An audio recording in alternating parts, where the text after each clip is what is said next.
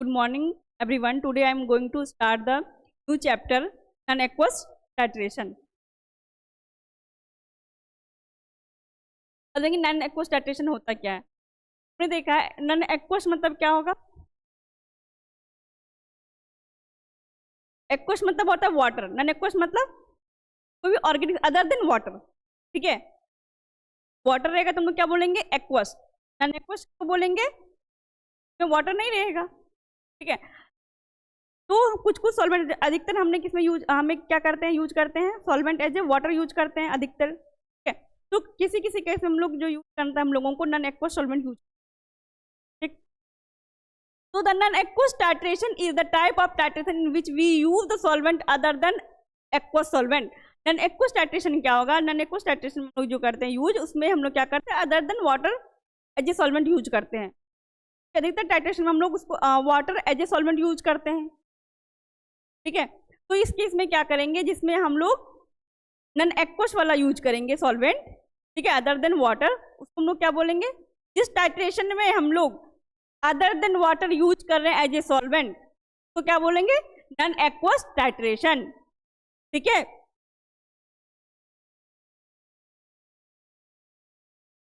the non-aqueous titration is the type of titration in which we use the solvent other than aqueous solvent। aqueous मतलब water, water को छोड़ के दूसरा solvent जो भी हम यूज कर रहे हैं टाइट्रेशन में तो क्या बोलेंगे नॉन एक्वस। और नॉन एक्वस सॉल्वेंट यूज कर इसलिए क्या बोलेंगे उसको नॉन एक्वस टाइट्रेशन। ठीक है, एक्वस इफ सॉल्वेंट वाटर, यदि हम सॉल्वेंट एज ए वाटर लेंगे तो क्या हो जाएगा वो एक्वस होगा। यदि हम अदर देन वाटर लेंगे, if solvent other than water, जब इसको सीधी सीधी बोलेंगे क्या ऑर्गेनिक सॉल्वेंट, सीधे से हम लोग क्या बोलेंगे ऑर्गेनिक सॉल्वेंट बोलेंगे, तो क्या हो जाएगा नॉन एक्वस। क्या हो जाएगा non aqueous. When titrant and analyte mix in other than water, जब हम लोग प्रिपरेशन करते हैं, देखा था अभी हमने प्रिपरेशन किया था इसका स्टैंडर्डाइजेशन में, तो हम लोग क्या करते हमेशा 1000 ml वाटर में डिजोल्व करते थे, वाटर लेते थे वहां पे। लेकिन यहाँ पे क्या करेंगे हम लोग वाटर को नहीं लेंगे, कोई ऑर्गेनिक सॉल्वेंट लेंगे बट वाटर नहीं। ठीक, तो यहाँ पे जो एनालाइट और टाइट्रेंट मिक्स करेंगे किसमें करेंगे हम लोग अदर देन वाटर में करेंगे, other than water that is organic solvent. Then the titration is called non aqueous titration. These non-aqueous titration are mainly used for weak acid and weak base। और ये जो मेनली यूज होता है titration non aqueous किसके लिए होता है, जो वीक एसिड होगा और वीक बेस होगा उसके लिए। क्यों, because weak acid and weak base are partially dissociate in aqueous solvent. Aqueous solvent में जो है कंप्लीटली डिसोसिएट नहीं होता है, डिसोसिएट दैट मीन्स की कंप्लीटली ब्रेक डाउन। ठीक है, आयन में वो नहीं टूटता है। ठीक है, यदि वो ब्रेक डाउन हमारा कंप्लीट नहीं हो रहा है दैट मीन्स को हमें वो रिजल्ट कंप्लीट नहीं देगा, जो डिसोसिएट ही नहीं हो रहा है। तो जो वीक एसिड और वीक बेस वाला होता है वो क्या होता है पार्शियली डिसोसिएट होता है वाटर में। इसलिए हम लोग कहते हैं वाटर को रिप्लेस करके हम लोग क्या यूज करेंगे वहां पे ऑर्गेनिक सॉल्वेंट को यूज करेंगे। ठीक है, इसलिए हम लोग नॉन एक्वस क्या करते हैं वीक बेस और वीक एसिड रहता है उसमें हम लोग ऑर्गेनिक सॉल्वेंट को लेते हैं। ठीक है, अब reason for non aqueous titration, हम लोग क्यों करते हैं नॉन एक्वस टाइट्रेशन। पहला, the reactant is insoluble in water. यदि हमारा कोई रिएक्टेंट है वो वाटर में इनसॉल्युबल है तो प्रोडक्ट हमें मिलेगा ही नहीं, उस केस में हम लोग क्या करेंगे वाटर को हटा देंगे, कोई ऐसा सॉल्वेंट लेंगे जिसमें वो क्या हो रहा हो सॉल्युबल हो रहा हो इजीली। पहला हो गया। दूसरा, reactant is reactive with water. यदि हमारा रिएक्टेंट जो रहेगा वो वाटर से रिएक्ट कर जाएगा। ठीक है, हम वाटर में मान लो सॉल्यूशन प्रिपेयर कर रहे हैं और वाटर में ही वो रिएक्ट कर गया वाटर के साथ ही, तो आगे का रिएक्शन तो मेरा होगा ही नहीं होगा। उस केस में हम लोग भी क्या करेंगे, उस टाइम में हम वाटर को नहीं लेंगे, इसमें भी हम लोग क्या लेंगे ऑर्गेनिक सॉल्वेंट यूज करेंगे। The sample is too weak acid और टू वीक बेस। अभी हमने बताया कि यदि हमारा सैंपल क्या होगा टू वीक एसिड मतलब वीक एसिड और वीक बेस रहेगा, यदि हम वाटर ले रहे हैं तो वो कंप्लीटली डिसोसिएट नहीं होगा, उस केस में हम लोग क्या करते हैं ऑर्गेनिक सॉल्वेंट का यूज करते हैं। ठीक है, अब देखेंगे advantage of non aqueous titration का एडवांटेज क्या क्या है। पहला, organic acid and bases that do not dissolve well in water can easily dissolve in non aqueous solvent. कि हमारा वाटर में कोई भी हमारा सैंपल है वो डिजॉल्व नहीं हो रहा है, ठीक है, एक्वस मीडिया में। तो हम लोग मीडियम चेंज करेंगे और हम लोग क्या लेंगे वहाँ पे, ऑर्गेनिक सॉल्वेंट लेंगे, नॉन एक्वस मीडिया लेंगे, और वो क्या कर रहा है, सैंपल को डिजॉल्व कर दे रहा है। डिजॉल्व हो रहा है, दैट मीन्स वो डिसोसिएट हो रहा है, डिजॉल्व हो रहा है, ठीक है। It allow titration for mixture containing more than one acid. It is suitable for titrating weak acid and weak base, already हमने बताया रखा है। The method provides accurate and straightforward result, और ये इस मेथड से हमें क्या होगा, एक्यूरेट रिजल्ट आएगा, क्योंकि ऑब्वियस ही बात है कि यदि हम जो हमारा एसिड और बेस था जो एक्वस वाले में डिसोसिएट नहीं हो रहा था, यदि वो डिसोसिएट नहीं हो रहा है दैट मीन्स को रिजल्ट भी हमें नहीं देगा एक्यूरेट, कंप्लीट डिसोसिएट होगा तभी तो हमें रिजल्ट मिलेगा। और यदि हम उसकी जगह पे ऑर्गेनिक सॉल्वेंट को हमने ऐड कर दिया, क्या हो जाएगा, कंप्लीटली डिसोसिएट होगा, दैट मीन्स रिजल्ट भी हमें एक्यूरेट ही मिलेगा, ठीक है।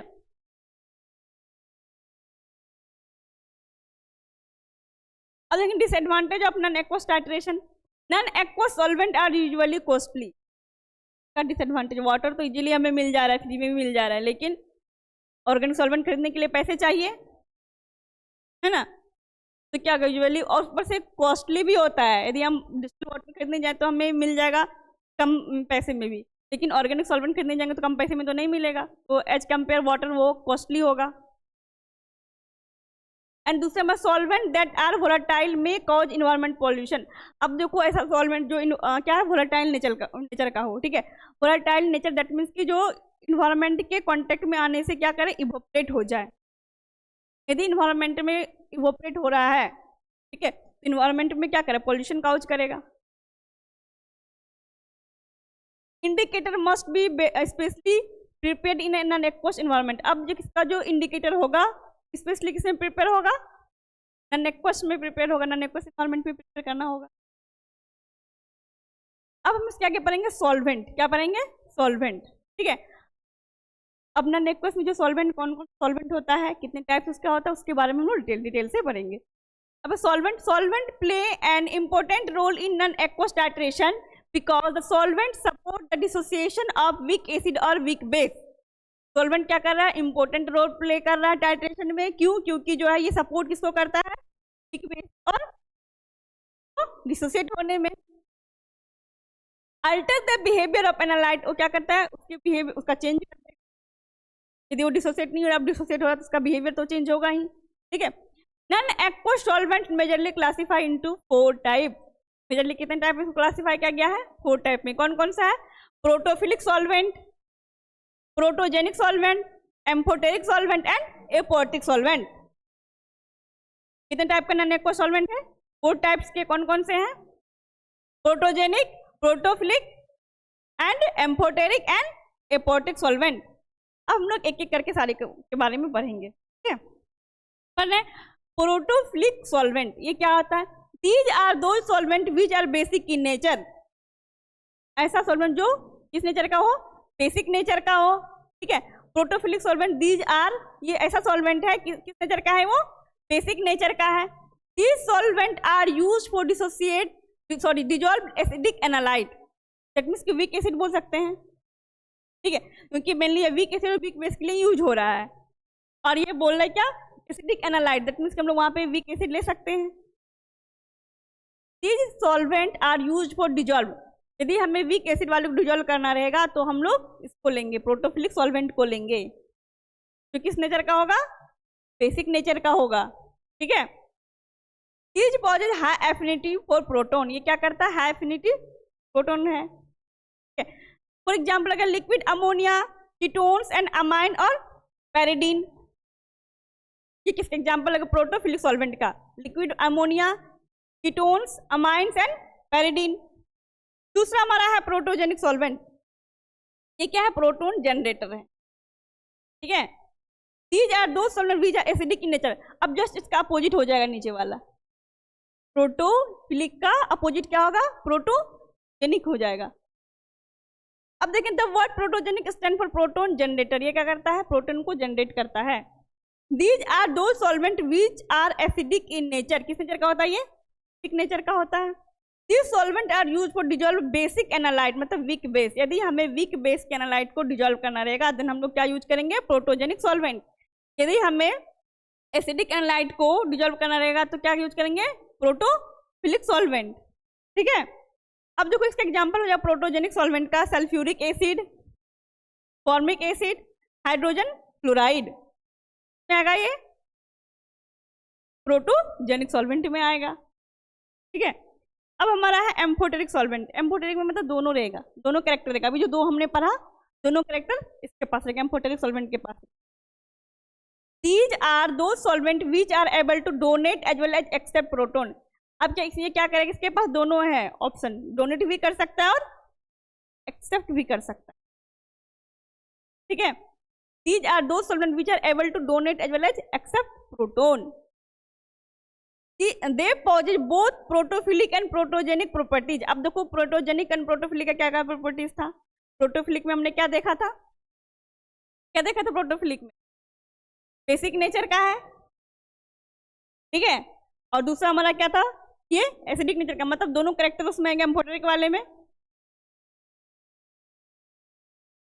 These are those solvent which are acidic as well as basic nature।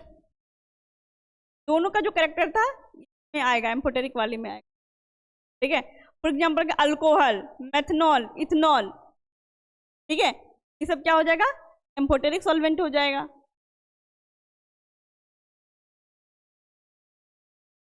अब हमारा एपोटिक सॉल्वेंट में हम लोग देखेंगे, These are those solvent which are chemically inert। ठीक है, ये क्या होगा, केमिकली इनर्ट होगा, मतलब ये रिएक्ट नहीं करेगा। ठीक है, They does not donate or accept proton। मतलब यहाँ तो ये देखो एम्फोटेरिक वाले में क्या था, दोनों करा था, एक्सेप्ट भी करा था और डोनेट भी करा था। लेकिन ये क्या करेगा, ना तो ये डोनेट करेगा एक्सेप्ट करेगा, तो कोई मतलब नहीं है। They don't have any acidic और बेसिक नेचर। ऑब्वियस सी बात है, जब कैरेक्टर फॉलो नहीं करे, इनर्ट है, तो मतलब एसिडिक और बेसिक नेचर का होगा नहीं। ठीक है, इसके पास ना एसिडिक नेचर का होगा ना बेसिक नेचर का कोई कैरेक्टर होगा। एग्जाम्पल हो गया toluene, chloroform, benzene. Most commonly used non aqueous solvent, कौन कौन सा जो मोस्ट कॉमनली यूज होता है, for example glacial acetic acid, acetonitrile, alcohol, dioxane, dimethyl formamide. अब देखिए इफेक्ट ऑफ सॉल्वेंट के बारे में पढ़ेंगे हम लोग। ठीक है, तो एक होता है लेवलिंग इफेक्ट। लेवलिंग इफेक्ट क्या होता है, weak acid and weak base normally used in the strong protophilic and strong protogenic solvent. Weak acid हमने अभी भी बताया था, जो हम लोग इसलिए यूज करते हैं वीक एसिड, तो वीक बेस में यूज करते हैं हम नॉन एक्वस को क्या करता है, कंप्लीटली डिसोसिएट करता है, और एक्वस में क्या आता है, वो पार्सली डिसोसिएट होता है। ठीक है, यहाँ पे इसलिए बोल रहा है weak acid and weak base normally used in the presence of strong protophilic and strong protogenic solvent because their strength are enhance by these solvent. इसका कहता है स्ट्रेंथ जो इसका बढ़ा देता है, इनहेंस कर देता है। जो पार्शियली था अब वो क्या हो जाएगा, फुल्ली डिसोसिएट होगा। वीक एसिड और वीक बेस को क्या करेगा, ये इनहेंस करेगा स्ट्रेंथ को, कंप्लीटली अब डिसोसिएट होगा। These two types of solvent, protophilic solvent like pyridine, liquid ammonia, they love to accept proton। Protophilic वाला क्या करेगा, एक्सेप्ट करेगा प्रोटोन को, है ना, हाइयर एफिनिटी लिखा हुआ था ना, प्रोटोन क्या कर रहा है, एक्सेप्ट कर रहा है प्रोटोन को। और प्रोटोजेनिक वाला क्या करेगा, ये जनरेटर था, प्रोटोन जनरेटर था, डोनेट करेगा, क्यों जनरेटर है तो वो देगा सामने वाले को। और प्रोटोफिलिक वाला क्या करेगा, वो एक्सेप्ट करेगा। तो प्रोटोफिलिक सॉल्वेंट क्या हो जाएगा, पैराडीन, लिक्विड अमोनिया हो गया, एंड प्रोटोजेनिक सॉल्वेंट में क्या हो गया, हाइड्रोजन फ्लोराइड और H2SO4। This solvent increase the strength of weak acid and weak base. ये तो बहुत बार क्लास में आपने सुना, तो याद ही हो जाना चाहिए। ठीक है, स्ट्रेंथ को बढ़ाता है, स्ट्रेंथ को इसलिए बढ़ाता है क्योंकि वो डिसोसिएट हो जाए। A weak acid start acting like a strong acid in a strong protophilic solvent। अब क्या करता है ये जो वीक एसिड वाला है, ठीक है, ये अपने आप को जो है स्ट्रॉन्ग एसिड समझने लगता है कि जो है स्ट्रॉन्ग प्रोटोफिलिक सॉल्वेंट आ गया। अब मान लो कोई वीक, कोई दो टीम है हमारा, team A and team B, ठीक है, और हमने दो को अलग अलग ग्रुप में बांट दिया, और एक उसमें से जो दो ग्रुप बटा, एक साइड में मतलब एवरेज स्टूडेंट सारे हैं, और एक साइड जो बांटा हमने तो उसमें क्या क्या, एक जो है बहुत तेज स्टूडेंट है और एक बहुत ही वो है मतलब वीक है, ठीक है। तो वीक वाला क्या सोचेगा अपने आप को कि यहाँ जो मेरी टीम में जो है जो सबसे जो मान लो यहाँ पे 5 स्टूडेंट बैठे हैं हमारे, ठीक है, 5 स्टूडेंट बैठे, ये क्या है एवरेज वाले हैं, ठीक है, एवरेज वाले ये हैं, और इधर जो बैठा हुआ है इधर 5, इसमें से 5 में से जो है ये 3 स्टूडेंट जो है पूरा वीक है वो, ठीक है, ये जो है ये 3 पूरा वीक है, ये सारा एवरेज है, और ये दोनों जो है बहुत ब्रिलियंट, ठीक है, बहुत ब्रिलियंट है ये तीनों क्या सोचेंगे, स्ट्रॉन्ग टीमत इसकी वजह से जिससे जीत सकता है ना, जीत सकता है क्या, जीत ही जाएगा, एवरेज से ऑब्वियस है कि ब्रिलियंट है तो इससे जीत जाएगा। तो वैसा ही यहाँ पे जो वीक एसिड वीक बेस है वो फील करता है, क्योंकि जो सॉल्वेंट हो गया क्या हो गया, स्ट्रॉन्ग प्रोटोफिलिक सॉल्वेंट हो गया ये वाला, इसमें ये डिजॉल्व हुआ, ये अपने आप को क्या सोचने लगा, स्ट्रॉन्ग एसिड, अपने आप को भी स्ट्रॉन्ग समझने लगा, और ये क्या कहेगा पूरी तरह से जाएगा।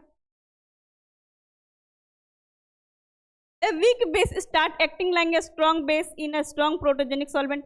अब जस्ट ये है हमारा, जैसे हमने एसिड की बात कैसे हम क्या किसकी बात करेंगे, बेस की बात करेंगे, बेस में भी सेम होगा, स्ट्रॉन्ग बेस है हमारा, ठीक है, क्या करेगा उसके साथ में स्ट्रॉन्ग प्रोटोजेनिक सॉल्वेंट आ गया, वो अपने आप को क्या बिहेव करेगा, स्ट्रॉन्ग बिहेव करेगा, स्ट्रॉन्ग बेस के साथ बिहेव करेगा, और वो कंप्लीटली एसोसिएट हो जाएगा। This is called the living effect. तो क्या बोलते हैं हम लोग, लिविंग इफेक्ट बोलते हैं। The solvent that causes this are called levelling solvent. तो ये कॉज कर रहा है लेवलिंग इफेक्ट, इसको क्या बोलेंगे हम लोग, लेवलिंग सॉल्वेंट बोलेंगे, ठीक है। The solvent that cause this are called levelling solvent. क्या बोलते हैं, लेवलिंग सॉल्वेंट। आगे हम लोग क्लास में करेंगे।